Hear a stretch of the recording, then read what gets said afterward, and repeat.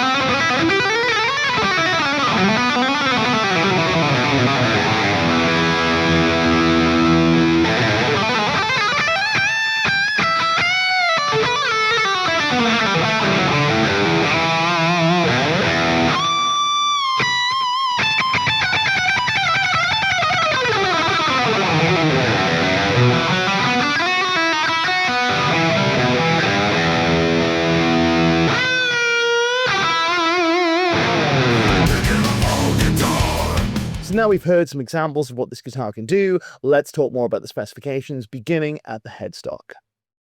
So starting here at the headstock, we have Baum's reverse wave headstock shape. Baum have got some absolutely gorgeous looking headstocks, and this is one of my favorites. What I will say is that I'm personally not a big fan of reverse headstocks. I like the look of them, but I find the operation quite confusing. There's something about reaching for the furthermost tuner and it being the low string that just kind of baffles my brain somewhat, but that's very much a me problem.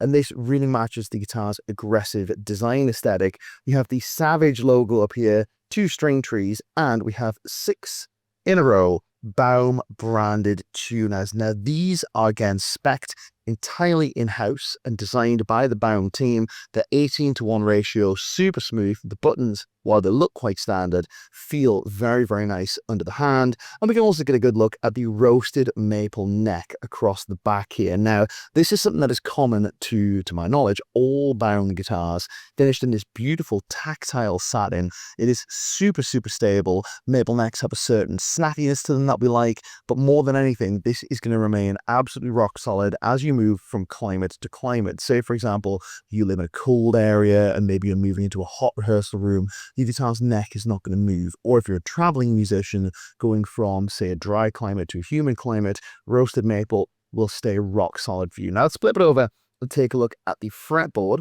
with what feels to me like 22 medium jumbo frets. These frets are, to my taste at least, a distinct improvement on the frets in my own personal Baum guitar, which is my back wing over here. Great feeling guitar, I love the way it plays, but the frets are a little small for my tastes personally. Now, other things to note are that this is a 12-inch fretboard with a 25.5-inch scale. You may be looking at this design and expecting a shorter scale length, but this is our F style scale, which gives it a very snappy tone, which pairs really nicely with the P90 that we're going to get to in just a moment. We have these really cool looking razor inlays on a rosewood fretboard, so no rosewood substitutes here, which is nice to see.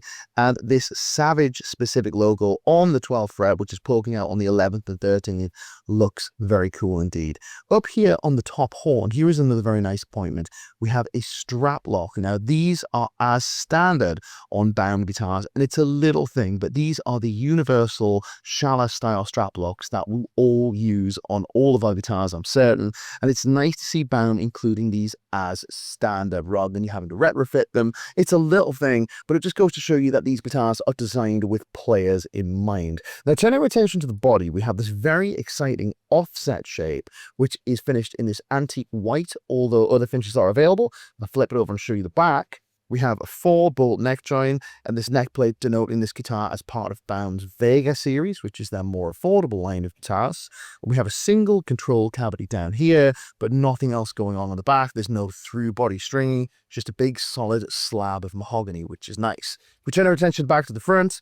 We have Baum's Performer Tune-o-Matic bridge. Again, this is designed and built to Baum's specification, and they have several bridges in the line, including the Levitator bridge, which is actually designed to rock back and forward and has roller saddles for use with a Bigsby. Of course, there's no Bigsby here, it's just a stop tailpiece. So we have this standard Tune-o-Matic style bridge down here, and a single Goldsound Ember P90. Now, 2 P90 models are available, but there's something very refreshing about a single pickup guitar, especially when it's a P90. Now, we have a master volume and a master tone, and that is it. There's no fancy switching, no push pulls, nothing like that, but there's a whole range of sounds that we can get from just these 2 controls, and we're going to explore that next. Now for this, we're going to go to a clean amp, which we'll do with our Marshall Studio JTM. We'll go to a JCM 800 inspired amp, which is our Marshall Studio Classic, and finally a lead tone, which will be my Victory Super Kraken, and I'm going to explore the effect of the volume and tone controls. We'll begin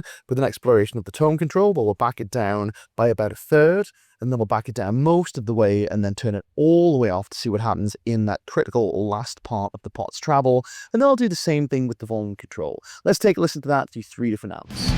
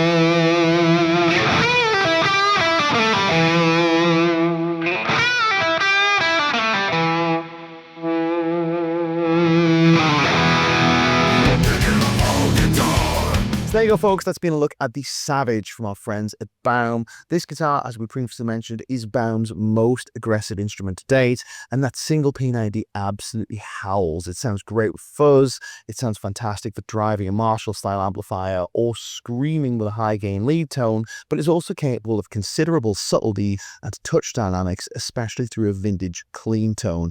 Now, personally, what I'd like to see as this model evolves is a single humbucker version of this, which I think will be absolutely killer, especially for the more metal inclined players out there. The P90 does sound great for that stuff, but it's perhaps a touch noisy if you're playing through high gain sounds, because this is not a noise cancelling pickup, and that's part of why it sounds so good, because noise cancelling P90s, you lose a bit of that P90ness, but that is absolutely here in spades on this guitar. And I think there's something about the single pickup model that is perhaps a purer form of that. However, be excited to try a two pickup model too. Maybe we'll check that out at some point. Once again, this is the Savage from our friends at Baum. My name's Jennison, and I'm thinking about guitar.